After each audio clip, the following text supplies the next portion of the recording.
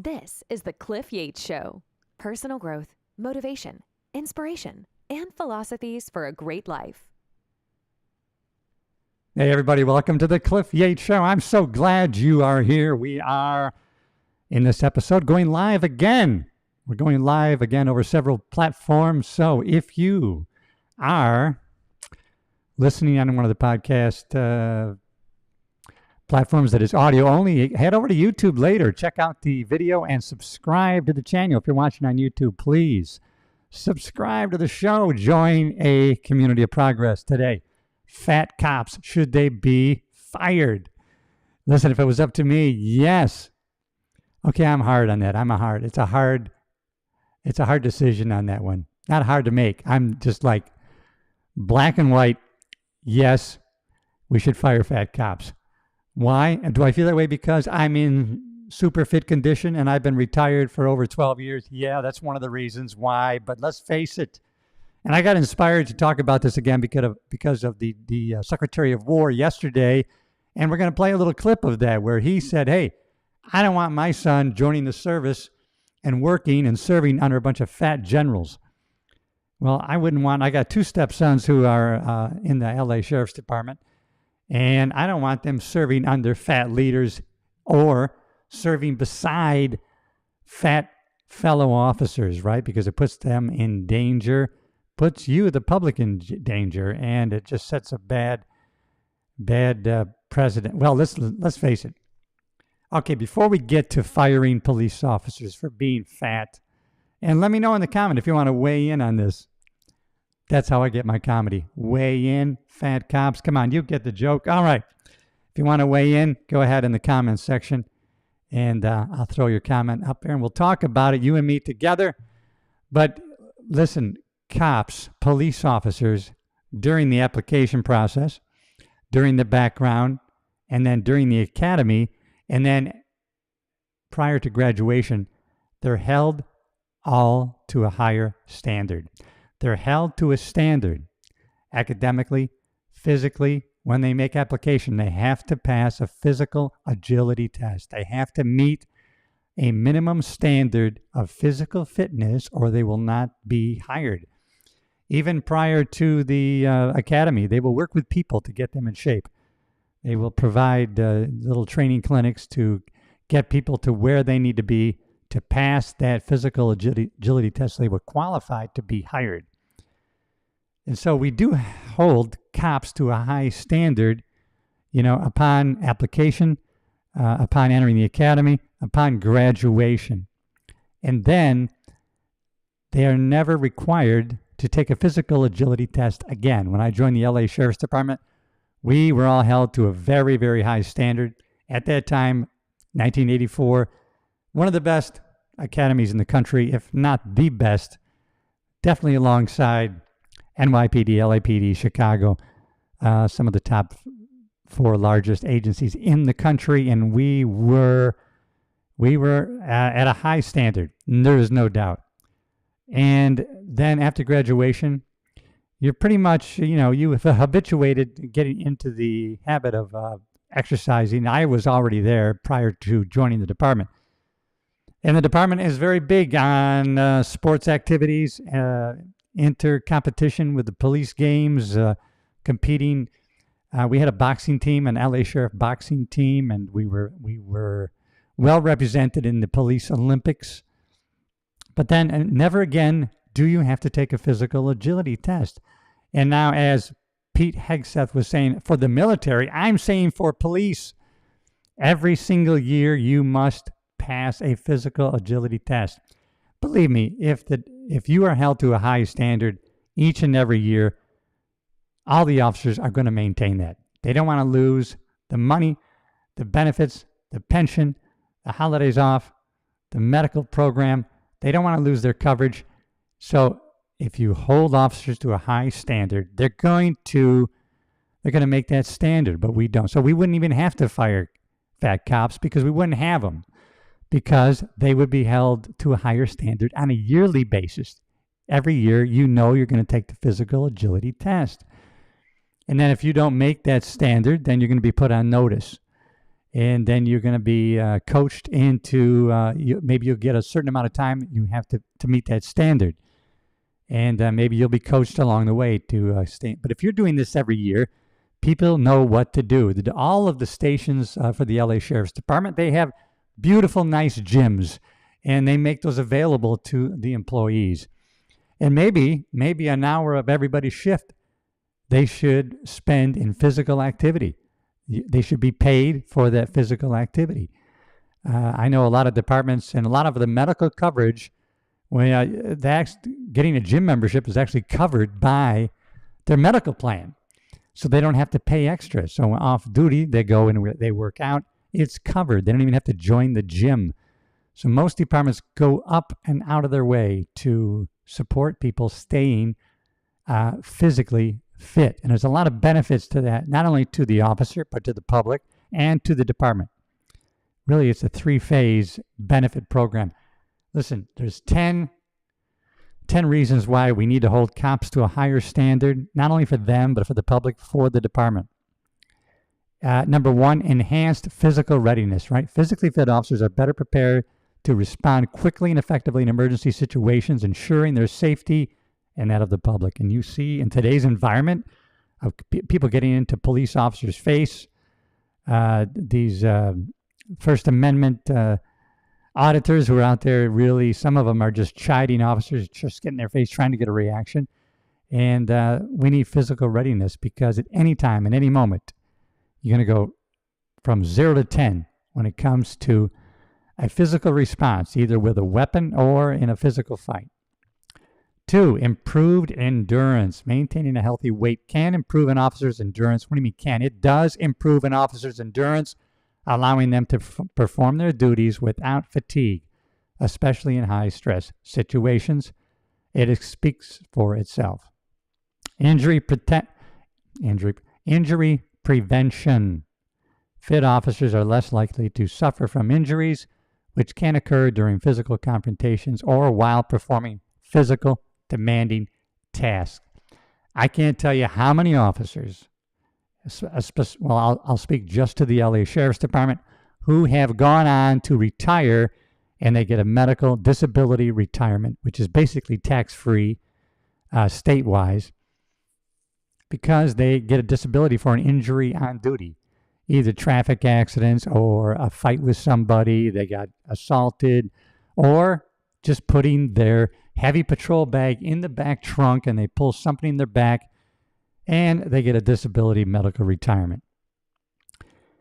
I've inquired with a lot of my associates and my friends from the LA Sheriff's Department, hey, why haven't you moved out of California? I mean, it's horrendous there. I'm in Free Florida. It's wonderful. And you get here and, no state income tax. I got a big raise every month in my pay. And you know what they tell me? The ones who stayed in California, well, that state tax doesn't affect me because I got a disability retirement. It almost seems I have a hard time finding anybody except for myself who didn't retire with a medical disability retirement. I could have done it. I had about 3 to 4 traffic collisions. Somebody ran into the back of me twice. My back is a little bit jacked up, but I'm pretty physically fit, lift weights, and mobile, and I think that's bad karma. I didn't file for a medical retirement or disability, and I'm not going to, especially now. I've already been retired 12 years. What do we got? Increased agility. A healthy weight contributes to better agility, which is crucial for chasing suspects or navigating challenging environments. You can't, listen, you start chasing a suspect, he's armed, you get into a physical fight with this person with a gun. Now you may lose your life and your fat partner can't get over the wall that you just went over.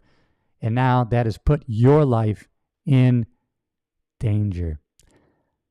Number 6 is a big one. Oh, no, let's go to number 5, positive public perception. Fit officers can enhance the public's perception of the police force as professional and capable, fostering trust and cooperation. As a member of the public myself now, when I see a heavy, overweight officer, it's embarrassing to me since I was a police officer for 35 years. Damn it, get in condition, get in shape, What kind of image is this to have? You're a law enforcement representative. I want a clean, pressed uniform in physical condition. I want to see a physical specimen. Listen, you're going to retire and live, 5 years, 6 years, and die of a heart attack? What are you doing? Everything is available to you today to get in shape, especially when you get retired and you can control your diet, your exercise, and your sleep. Sometimes that's not always possible when you're on the job. Number 6, enhanced mental health.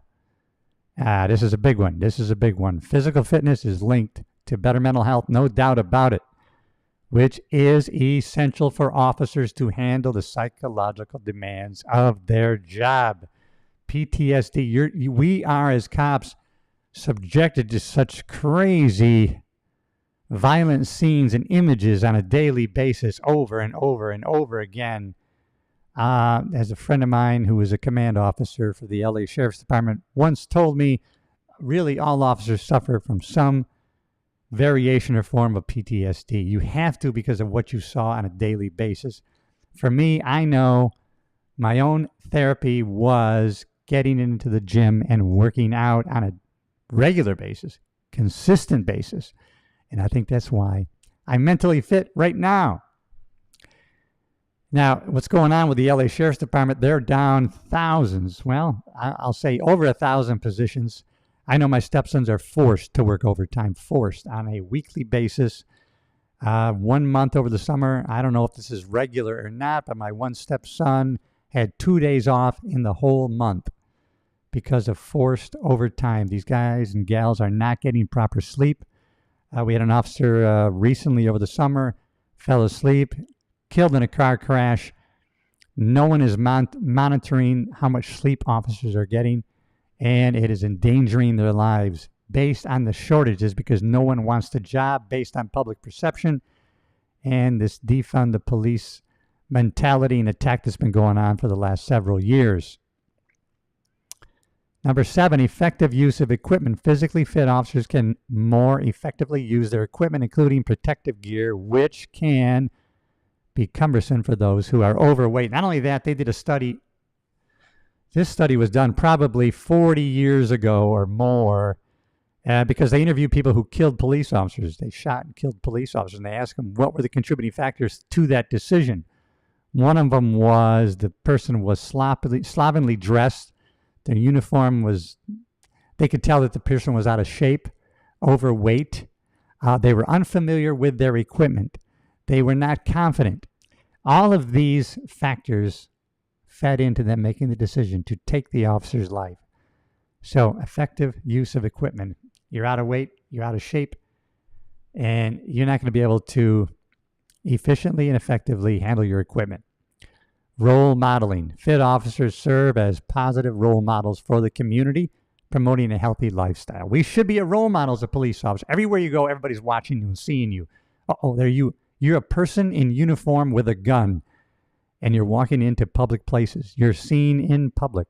Everywhere you go, eyes go on you. And you should be a positive representative of American policing. Cost savings.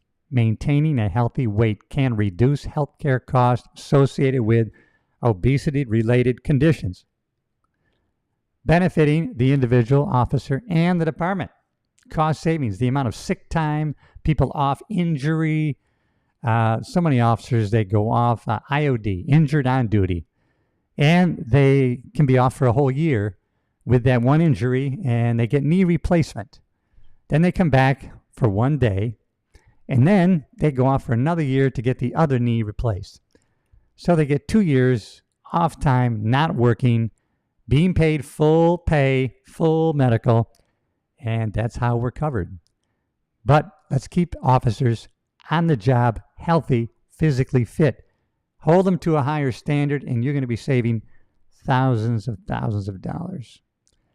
Comprehensive training program. Implementing fitness and wellness programs within police departments can support officers achieving and maintaining a healthy weight, ensuring they are fit for duty. That's what it's got to be. Are you fit for duty? Every year we got to test you. Are you fit for duty? Physically, Higher standard, mentally, higher standard. Physical, mental, back and forth. They both are equal ends of the teeter-totter. Let's get those both equally high.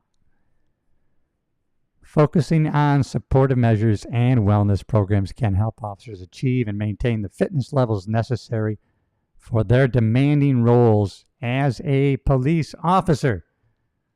Let me know in the comments if you agree that we need to hold our officers to a higher standard after graduation. Yeah, they're held to a high standard during the academy and prior to graduation. And prior to being hired, they have to be physically fit. They have to pass a physical agility test. They have to actually perform in front of people prior to being hired and put into the academy.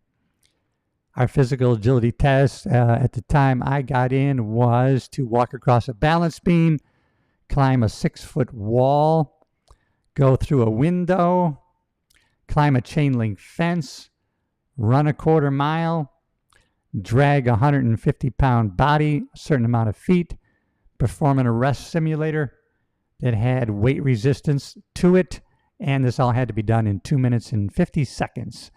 And that was a pretty good, at the same time not holding, but you had a weight belt around your waist that was the same as what a gun belt and equipment would be.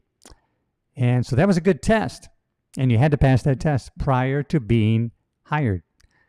And let's hold cops to a higher standard. Let me know in the comments if you agree. And if you don't let me know.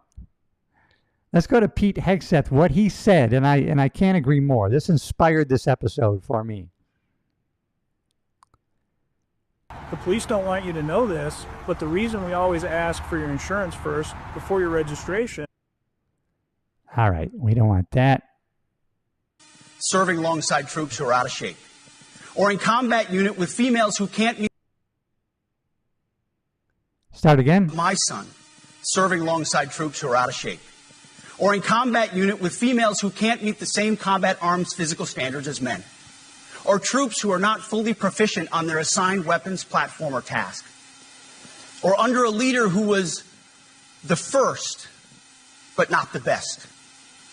Standards must be uniform, gender neutral, and high.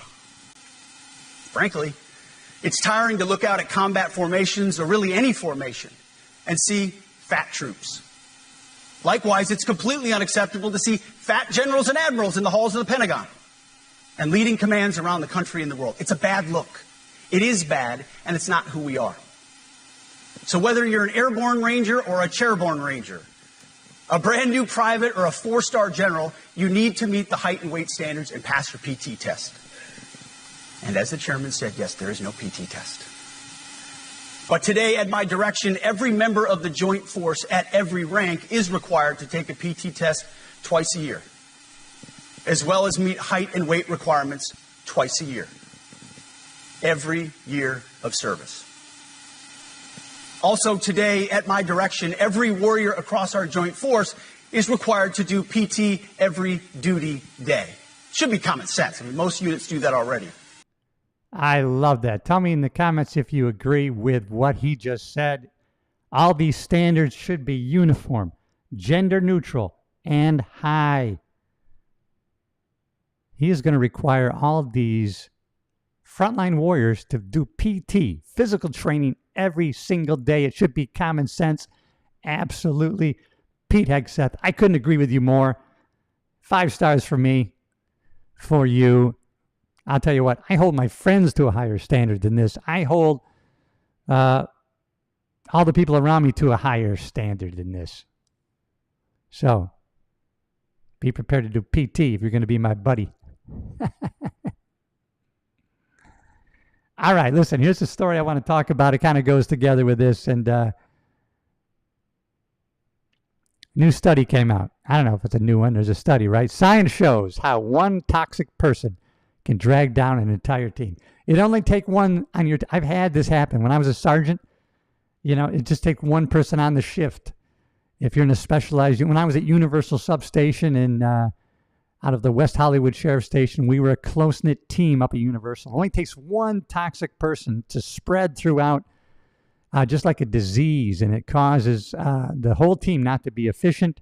It promotes negativity, even though it's only the one person who's planting those seeds. The power of one negative person is unbelievable. And it's not good for any organization. And so that's why the Cliff Yates podcast team is held to such a high standard. Not too many people can maintain it. This was a study by the University of Washington research. Studies show that just one persistently negative teammate can derail group success. That's right. Persistently negative. We all have bad days. Life happens. We may blow up, react to something, but maybe once in a while. But if someone who's persistently negative can derail a whole group success. Let's see, 4 quadrants. Major drop. Teams with one bad apple perform far worse than others. Proven impact. Experiments show negativity hurts trust, effort, and outcomes. Contagious, toxic people spread quickly inside groups. Worst member, the weakest link, often predicts overall team success. So it's almost the bottom. The bottom link is what really causes the most trouble. There are 3 types of bad apples. Man, I remember these types, man, in the LA Sheriff's Department. We had a bunch of them. Researchers revealed how negativity shows up in groups, how they ruin everything. The jerk. You guys know the jerk? They're out there. Maybe they're your neighbor. Maybe, I hope they're not your spouse. Critical, disrespectful, puts others down. People have that in their marriages. The slacker, lazy, withholds effort, deadbeat behavior. The downer, pessimistic, complains all the time, spreads negativity. The result, teams argue, stop sharing, and they communicate less. Negative behavior hits harder than positive and spreads fast. Oh man, this is so true. When I went through leadership training in the LA Sheriff's Department, then you start to notice things. You become aware of all these bad apples. Then you got to deal with them. Now, but here's a defense strategy against these bad apples. You got to recognize the signs, and you will. When you become aware, you can spot the jerks and the slackers and the downers early, before they can infect the group. You can limit exposure to negative people. Do that with yourself. Jim Rohn, the motivational business consultant, used to say, people will say, I'm around these negative people all day, but they don't affect me. No, they affect you. They affect you. Don't try to fix them. You're wasting your time. You can't unspoil a bad apple. Don't try to fix them. Set boundaries and standards, and they're going to have to suffer the consequences of their choices and actions. But hold them to a higher standard, but you can't fix them if that's not what they want to do. Choose your team. That's so important, man. When you can control and you can pick your people, oh my God, you can have such a fantastic team. Surround yourself with positive people. That's what I do. I'm surprised at some of the friends that came out to visit me this summer from the past 40 years, and I'm thinking, wow, I have great friends. They're so positive. And we're with the same mindset. Address it quickly. Don't let negativity spread and take root. You got to put a stop to it. You got to set boundaries before it gets too bad. And sometimes it takes courage. And I was guilty of cowardice at times and not addressing things as quickly as I should have as a new sergeant, supervisor, leader on the LA Sheriff's Department. Guard your energy. Your success depends on who you're around. That is some great, great stuff. All right, everybody, that is it for this episode of The Cliff Yates Show. If you haven't already, I encourage you, especially if you're watching on YouTube, subscribe to the channel, everybody. I'm glad to have you on board this team. We are positively impacting others. You can do the same, because that's what we talk about here. But we do more than talk about it. We put massive action plans into play, and we get after it. All right, everybody, I'll see you in the next episode.